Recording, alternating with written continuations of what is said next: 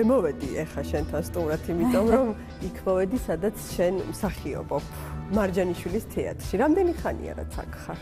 2003 წლიდან, ანუ თითქმის 14 წელია. ჩვენი დამყარი ქმარი სპეციალურად მოკდა ჩვენი ვალი რო არ გადაეხადა. მე მითხრეს, აი ამ ბინას წაგართმევთ, მაგრამ რომ ნახეს რომ ბინა ჩემს სახელზე იყო და თან ტიროდი, ხო, კარგი, ჯანდაბას ვიზიარებთ. მომიყევი ამაზე, როდის გადაწყვიტე, რომ ყოფილიყავი მსახიობი და პრიორიტეტები როგორ არის ზოგადად შენს ცხოვრებაში დაალაგებული? არასოდეს არ მინდოდა მსახიობობა. მიუხედავად იმისა, რომ 6 თუ 7 წლის ვიყავი, როცა დედამ პირველად მიმიყვანა საბავშვო თეატრ სტუდიაში, ამ თეატრ სტუდიას ერქვა წითელქუდა და ეძებდნენ წითელქუდას როლის შემსრულებელს და სტუდიის დამაარსებელმა, როდესაც დამინახა მოზარდ მაყურებელთა თეატრის ფოიეში, ძალიან მოვეწონე და დედა ჩემთან მივიდა და თხოვა რომ იქნება თქვენი შვილი მოიყვანოთო ჩვენთან სტუდიაში, იმიტომ რომ ზუსტად ის ტიპაჟია, როგორცაც ჩვენ ვეძებთო და ეგრევე დამამტკიცეს წითელქუდას როლზე. როდის მიხვდი, რომ ეს არის შენი და შენ ხარ აი ამ პროფესიით მოცული? რომელიმე როლმა განაპირობა ეს, რაღაცა კონკრეტული მოვლენა იყო, როცა ამას მიხვდი თუ? ალბათ იმანაც დიდი გავლენა იქონია ჩემზე, რომ მამა ჩემიც მთელი ცხოვრება სცენაზე იდგა, იმიტომ რომ კომპოზიტორი, დირიჟორი, მე არანჟირე, ასე შემდეგ. დედა ჩემი 7 წელი რეროში მღეროდა სცენაზე იდგა, ჩემი და მომღერალი სცენაზე იდგა და რაღაცნაირად ისე მჭიდროდ ვიყავით დაკავშირებული მთელი ოჯახი სცენასთან და ხელოვნებასთან, ისე მჭიდროდ ვიყავით დაკავშირებული, რომ რაღაცნაირად თითქოს ძალიან ბუნებრივად შევედი მეც ამ სამყაროში. მამაჩემს კი ძალიან არ უნდოდა ჩემი მსახიობობა, მაგრამ ნუ რა ვიცი, მე წინააღმდეგებოდა. თან მაშინ იყო ძალიან გაჭირვების პერიოდი, კაპიკები ჰქონდათ მსახიობებს, ეხლაც არ გვაქვს მილიონები შემოსავალი, მაგრამ ნუ იმასთან შედარებით ნამდვილად დიდი პროგრესი იგრძნობა. ეს იყო ერთ-ერთი მიზეზი თუ იყო სხვა მიზეზები? ერთ-ერთი მიზეზი იყო, რა თქმა უნდა, მაგრამ იყო ალბათ სხვა მიზეზებიც, ნუ როგორც ხა ქართველი აზიატი მამები, რატომაც გამოხატავენ ხოლმე ცოტა პროტესტს, აი კოცნის სცენები, სადაც მაქვს მაგალითად ნუ რა არის ეს ვერ გავიგე? არ შეიძლება და ცოტა სხვანაირად დაეწერა. მე ვთქვი, მამა მსახიობი ვარ, ეს არის სცენარი, რასაც მიწერენ ის უნდა ვითამაშო. ამიტომ მამებს ცოტა არ ესმით. თან იმტკიცებდა რომ შენ ხარ უნიჭო, შენგან არასოდეს არაფერი არ უარი რომ გეთქვა ალბათ ამიტომ. რა თქმა უნდა, მარწმუნებდა. ოღონდ რატომ მარწმუნებდა არ ვიცი, რომ ჩემი არაფერი არ ქონდა ნანაფი. ხო დაუკომპლექსები ხარ ამას? არა. თუ სუგრძნობდი რომ ტყილა გეუბნებოდა. პირიქით, შეიძლება ეს იყო უფრო მეტი სტიმული, რომ ჩემი გამეტანა და თან მე ვუთხარი რომ მეთქი მე შენგან არანაირი დახმარება არ მჭირდება, რომ სიტყვაზე ვინმე დაურეკო, რომ აი ჩემი შვილი მიიღეთ. ანუ როგორც ხდებოდა როგორც ხდებოდა და დღემდე როგორც ხდება.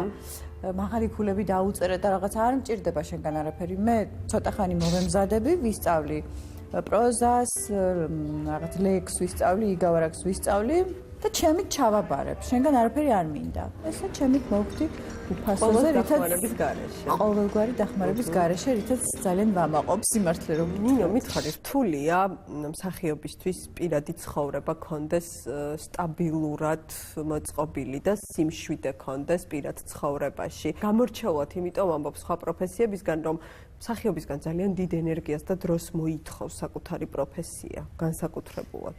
არიან ადამიანები, რომლებიც არჩევენ, არ სცემენ შენს არჩევანს, პატივს და თუ ადამიანი ჩემს არჩევანს, პატივს არ ცემს, ავტომატურად არც მე არ მცემს პატივს.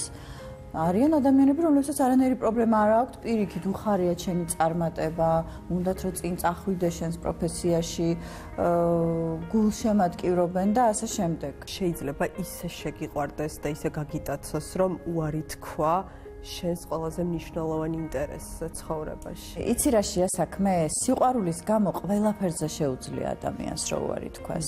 თუ ეს ის სიყვარულია, რომელსაც ის მთელი ცხოვრება ელოდა. რამდენად შეიძლება რომ იცხოვრო თუნდაც რაღაცა პერიოდი იმ ადამიანთან ერთად, რომელმაც უარი გათქმევინა შენ საყვარელ საქმეზე, ეს მაინტერესებს. ნუ მაშინ იმან იმდენად რაღაცა სასწაულის სამყარო უნდა შეგიქმნას შენ.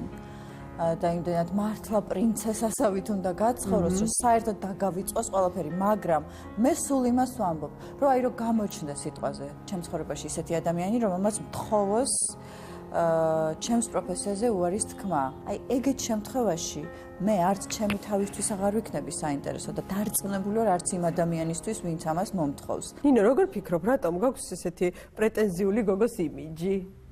ალბათ ჩემი პერსონაჟიდან გამომდინარე, იმდენად იჯერებენ, რომ მე ძალიან ვგავარ ჩემს პერსონაჟს. რითი გავხარ ისე საინტერესოა? არა და ბებია ჩემი სულ მიყვებოდა, როგორ მოუტანა ბაბუაჩემა ღამე მარწყვი. დედაჩემზე რო იყო ორსულად. აი მაშინ საბჭოთა კავშირში. სადიშოვა ღამე მარწყვი. ალბათ მაისი იყო ან ივნისი. არა, დედაჩემი ნოემბერშია დაბადებული. მით უმეტეს ხო გთხოვე რომ არ წასულიყავი იმ გადაცემაში და რაღაც ელემენტარული გმირობათ არ გაგესაგებია. არ არის რა ელემენტარული რა. და ხალხმა უნდა იცოდეს როგორ უნდა მოიქცეს. მე ხალხის სასწავლებად არ ვაკეთებ ამას. ვიცი რომ არ აკეთებ, მაგრამ რა მაგრამ? მიხვერი? გაბრაზებული ვარ ძალიან. აი მე კატოშენთვის გაბრაზება არ შეიძლება არ დაგავიწყდეს.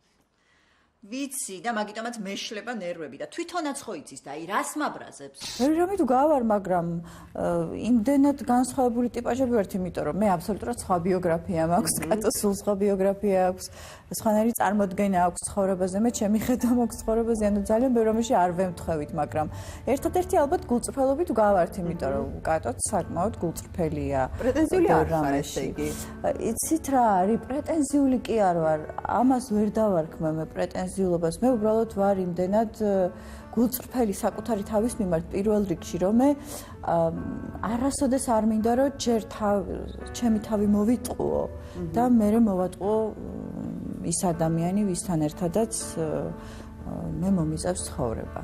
გულწრფელი ადამიანებს ცოტა აშინებთ ადამიანებს. ზოგადად ადამიანებს თუ საპირისპირო სქეს? ზოგადად ადამიანებსაც და განსაკუთრებით საპირისპირო სქეს. იმიტომ რომ ნუ მამაკაცისთვის გაცილებით ადვილია, როცა ხალი მუდმივად ეთამაშება, რაღაცნაირად ცდილობს რომ იმაზე უფრო უკეთესად წარმოაჩინოს საკუთარი თავი და საკუთარი შესაძლებლობები, ვიდრე რეალურად არის.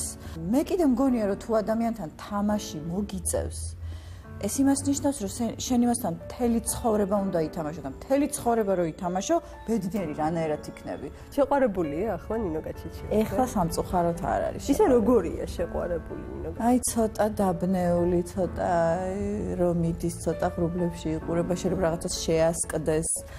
ცოტა არეულია რა, იმდენად შეყვარებული როცა ვარ და ყოფილა რა თქმა უნდა. რაღაცნაირი ვარ, ცოტა არაადეკვატური, ცოტა შეიძლება სისულელეებს ვამბობ, სისულელეებს ვაკეთებ, მაგრამ ალბათ ეგეც არის, არა, ეგრეც უნდა იყოს, არა? რამე უარყოფითი თვისებები აქვს შეყვარებულ ნინო გაჩეჩილაძე, აი მაგალითად ეჭვიანობა. უსაფუძვლოდ ეჭვიანი არ ვარ ნამდვილად. უსაფუძვლო ეჭვიანობა ჩემი აზრით არის ავადმყოფობა და როდესაც საფუძვლიანი ეჭვი გაქვს, ეს იმას ნიშნავს, რომ გიყვარს შენ ის ადამიანი და არ გინდა რომ დაკარგო. ეჭვიანი კი არ ვარ, უფრო მესაკუთრე ვარ, იმიტომ რომ მინდა რომ ის ადამიანი სულ ჩემთან იყოს. ეგოისტი ვარ, ხო, აი ბუნებით ეგოისტი ვარ. რა არის ის, რაც არ არის საპატიებელი ურთიერთობებში? ალბათ მაინც ღალატი. უპირობოდ უნდა დასვა წერტილი მაგ დროს თუ არის რაღაცა არსებობს, რაღაც გამონაკლისი ან რაღაც კონკრეტულ შემთხვევას ისტორიას გააჩნია თუ არ ვიცი, ესე რადიკალურად ნამდვილად ვერ გეტყვით, იმიტომ რომ ეს საბედნიეროდ არ მქონია ესეთი შემთხვევა, რომ ვიღაცას უღალატია ჩემთვის, მაგრამ მეგობრობაში მქონია. აი მეგობარს ჩემთვის უღალატია და ესეთ შემთხვევაში აბსოლუტურად უპირობოდ ვცვალ წერტილს და საერთოდ აღარ ვაგრძელებ. სრული იგნორი. შეიძლება გარკვეულწილად იგივე პრინციპითაც მიუდგე მამაკაცის მიმართ ღალატს, მაგრამ არ ვიცი, მე მაინც გონია რომ თუ ადამიანი სხვისკენ იხედება, ესე იგი შენ უბრალოდ აღარ აინტერესებ და იმიტომაც იხედება სხვისკენ. შეიძლება რომ ყავდეს მეგობარი მამაკაცი, რომელიც ძალიან გიყვარს, მაგრამ ფლირტი გქონდეს სხვა მამაკაცებთანაც. მე დავაკვირდი ჩემს თავს მსგავს სიტუაციაში და როდესაც მე მართლა ვიყავი შეყვარებული, არამც თუ ფლირტი მქონია სხვა მამაკაცთან, არც გამჩენია არანაირი სურვილი, რომ უბრალოდ ვიღაცა სიმპათიური მამაკაცი, უბრალოდ ვერ ვამჩნევდი სხვა ადამიანებს. იმდენად ვიყავი დაკავებული და მოცული იმ ადამიანით, რომ მეტი არაფერი არ მაინტერესებდა. უბრალოდ არ არსებობდა ჩემთვის სხვა არავინ და როგორ ფიქრობ ეს ღალატია? არა, არანაირად არ არის ღალატი, უბრალოდ შენ არ ხარ ბოლომდე დარწმუნებული იმაში, რომ შენ ის კონკრეტულად ის ადამიანი გჭირდება. ანუ არ ხარ ჩამოყალიბებული ბოლომდე იმ გრძნობებში და იმ აზრებში, რომ შენ კონკრეტულად აი ეს ადამიანი გაინტერესებს. შეიძლება მართლა მოგწონდეს, შეიძლება რაღაცა გარკვეული გრძნობებიც გქონდეს, მაგრამ თუ შენ სხვასაც ეპრანჭები, თუ თვალი გეპარება, შენ ბოლომდე არ იცი რა გინდა. გაქვს თუ არა სტერეოტიპი გარკვეული ჩამოყალიბებული, როგორი ადამიანი უნდა იყოს შენს გვერდით? უნდა იყოს აუცილებლად მაღალი, დაკუნთული, კუბიკებით, ან ცისფერი თვალებით, ქერათმებით, ან პირიქით რადიკალურად ჩავგრემანი, შავი თვალებით, აი ესეთი სტერეოტიპი არ გამაჩნია. თვისებები უნდა კონდეს აი ესე მარტივად ვამბობ ხოლმე რა ღირსეული უნდა იყოს. ამ ღირსებებში ძალიან ბევრი რაღაც იგულისხმება რა. ზუსტად ისეთი უნდა უყვარდეს შენი პლუსებით და მინუსებით, როგორიც ხარ და არაფერზე არ უნდა კონდეს პრეტენზია. შენ ახსენე რომ მესაკუთრევარო ურთიერთობებშია და მესაკუთრე ადამიანებს ზოგადად ახასიათებთ უყვართ ხოლმე რომ თავისებურად ძერწავენ ვიღაცეებს ან რაღაცეებს. აი შენ თვითონ თუ გექნება მცდელობა რომ გახადო ისეთი როგორიც გინდა იყოს. არ ვიცი. აი ჭრელი კითხვა. ხო, შეიძლება ვიყო ეგეთი ცოტა. იქიდან გამომდინარე რომ მამაკაცი სულ ცდილობს რომ თავის თავზე მოგირგოს, რატომაც არ შეიძლება რომ ქალი ეცადოს რომ შენ თავზე მოირგო. ამაში ცუდი არაფერი არ არის, უბრალოდ ყველაფერი რაღაცა ზომიერების ფარგლებში. თუ შეუძლია რომ მამაკაც რაღაცა მინიმალურზე თქვას უარი, ну აი სიტყვაზე ვამბობ, ატარებს წვერს და შენ არ მოგწონს რომ ატარებს წვერს და თხოვ რომ იქნებ გაიპარსო წვერი, იმიტომ რომ მე გაპარსულ წვერში უფრო მომწონ ხარ, უფრო სიმპათიური ხარ წვერ გაპარსული. აქ მთავარია რომ შენ მოგწონდეს. ხო, რა თქმა უნდა.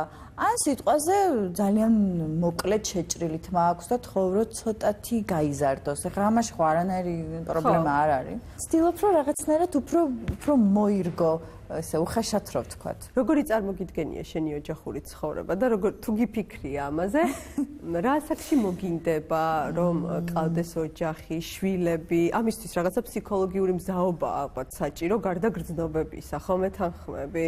კი, პირველ რიგში ალბათ ფსიქოლოგიური მზაობა არის საჭირო.